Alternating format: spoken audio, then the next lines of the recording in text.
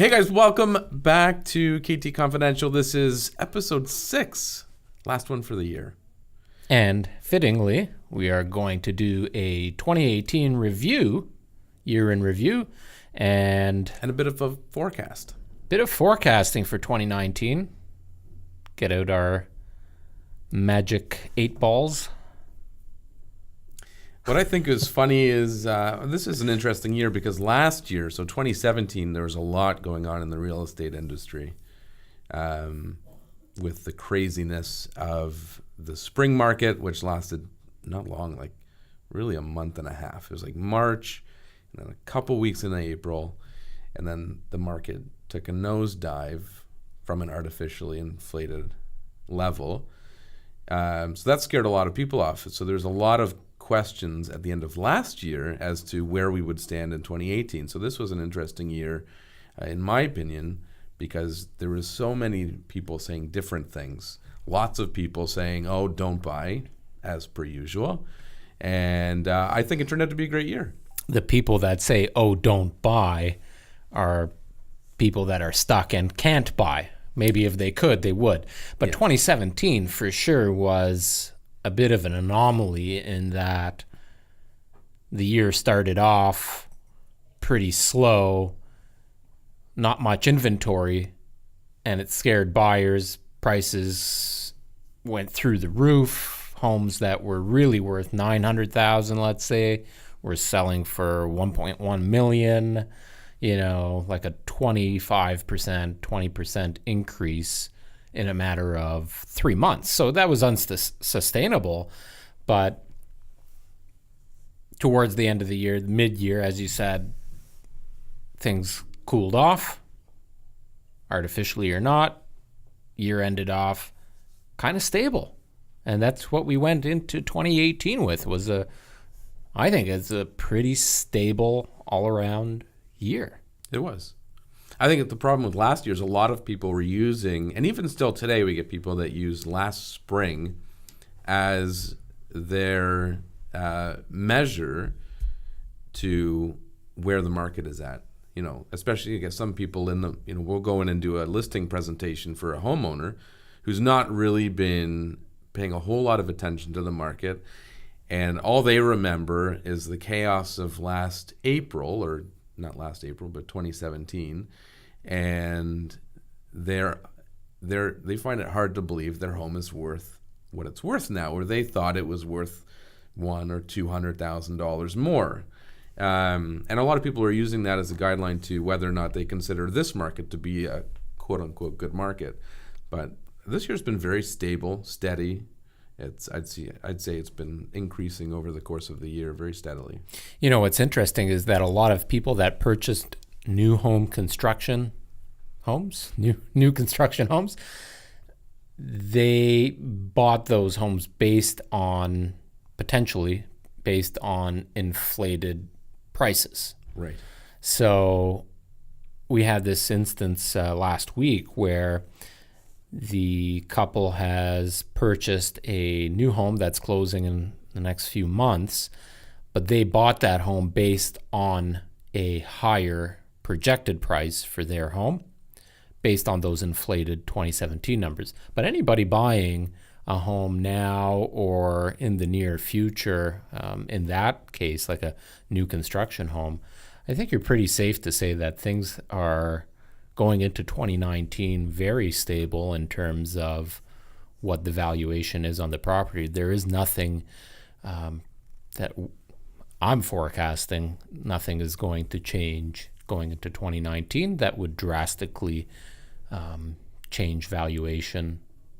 I think, we saw approximately a 6% gain, more or less, depending on where you were in the GTA, but average of about 6% gains year over year. And that's pretty good.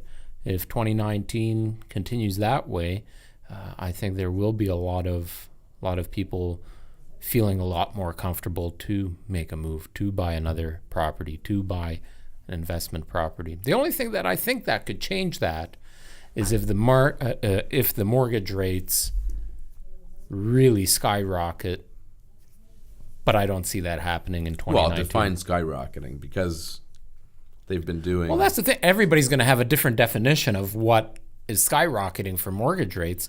When I purchased my first home, which was now 14 years, maybe a little bit more than that ago, I think my first mortgage was around 6 or 7% interest.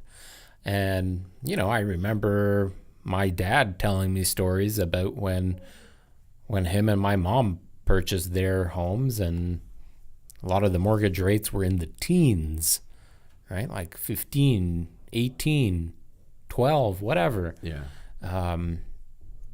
Well, for some people, skyrocketing would be could be a minute change to the interest rate because they are over leveraged. They're spending way too much money, and we see people. I mean, in Canada, we're pretty good because of the stress test and whatnot. It makes people spend a little bit more wisely, but there's still people using their full approvals, which is really stretching them financially. Well, and I think what a lot of people are making the mistake of, and we've talked about this in past episodes, is that if you have a variable rate mortgage and you're stretching your budget, mortgage rates go up, you could be in trouble. Yeah. You could be forced to sell that house. You could be really forced to buckle down on your overall spending and expenses.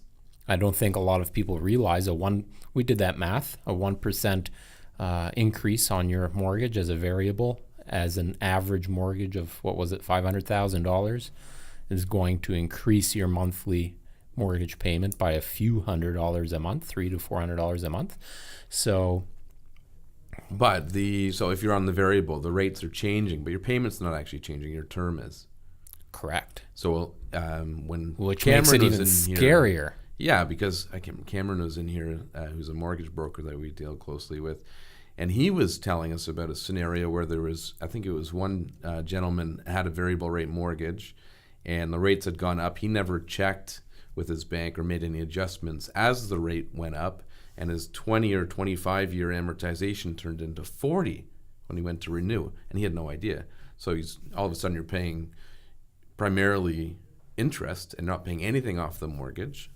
So it's really important if you're on a variable mortgage to stay on top of it as the rates are changing, and making extra payments when you can afford to as well. You need to know how much interest and principal is going towards your payment. So when you're on a variable, if your payment is $1,500 a month and the interest rates go up and you haven't increased the $1,500 a month accordingly, in 5 years when you go to renew, you haven't paid down anything on your house, basically. Exactly.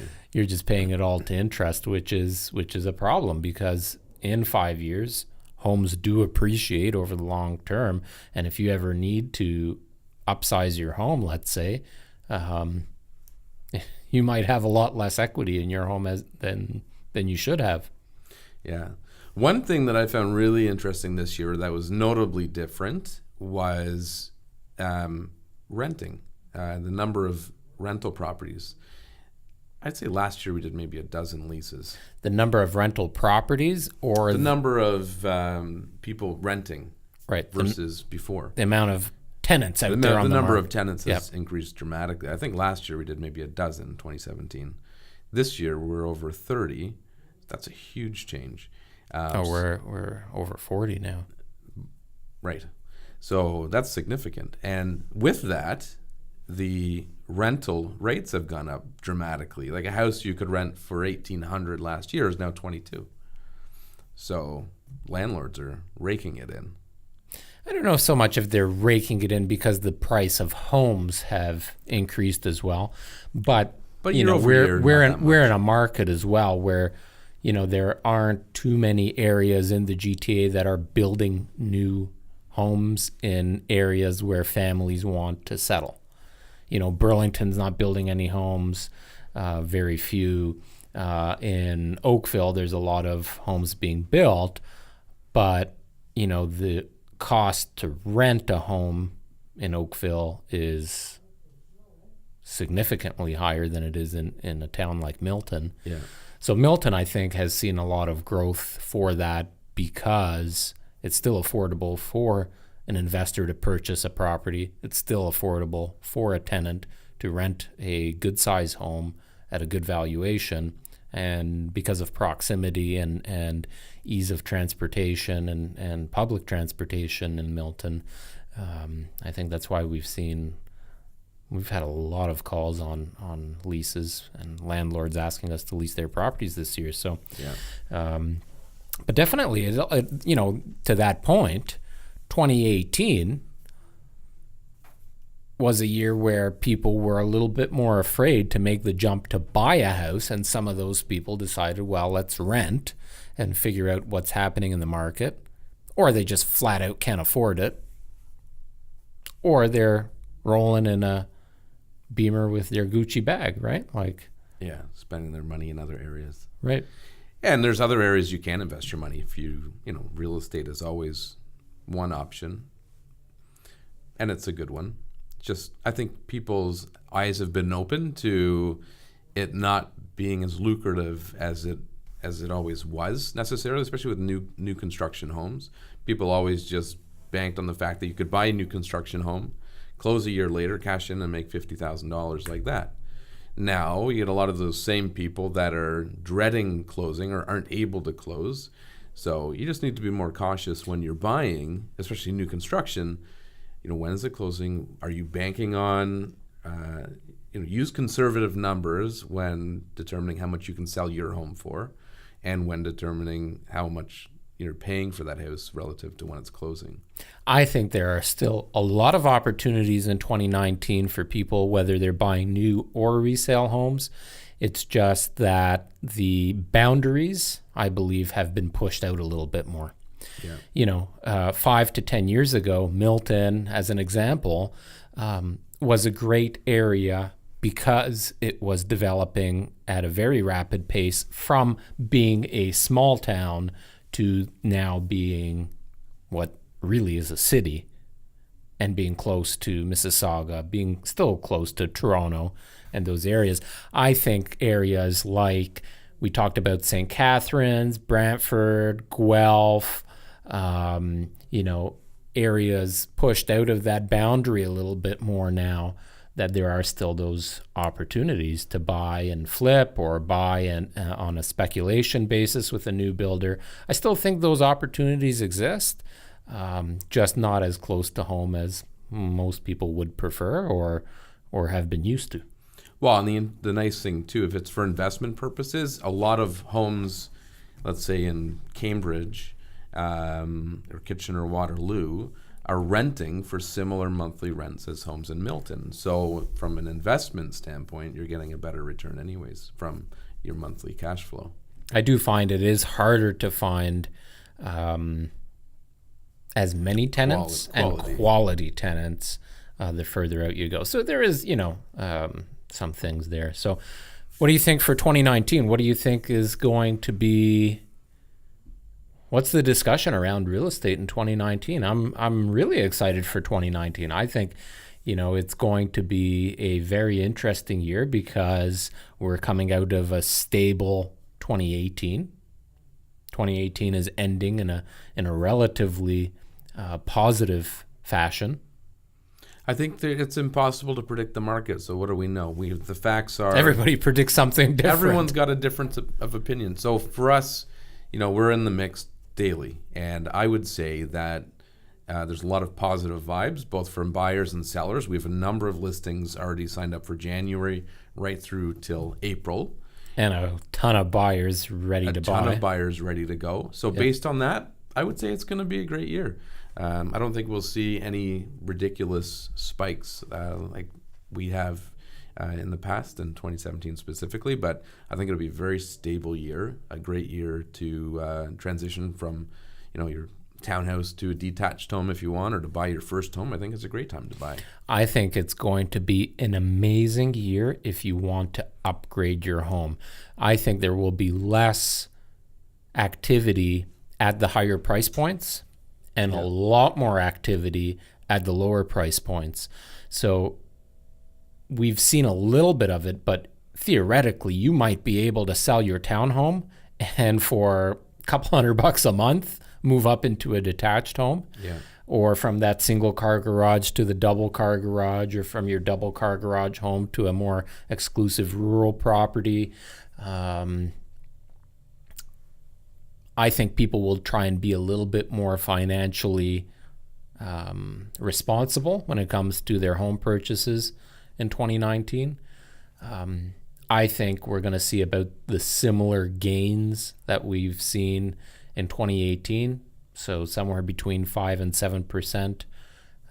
We'll see lots of good, solid activity throughout the year. Yeah, I agree. And I think one trend that I've seen pretty consistently for the last little while, but more so lately, is the demand for older areas within the suburbs, like Old Milton versus the new neighborhoods that are going in.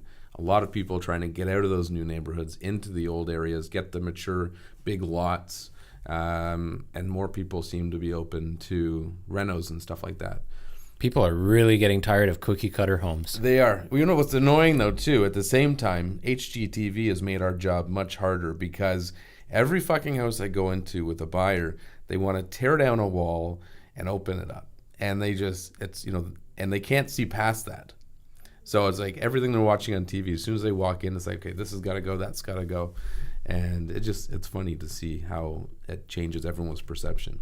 So what you're saying is we should be starting our own little TV series and have Cameron follow us around with our buyers. Yeah, let's do that this year, 2019.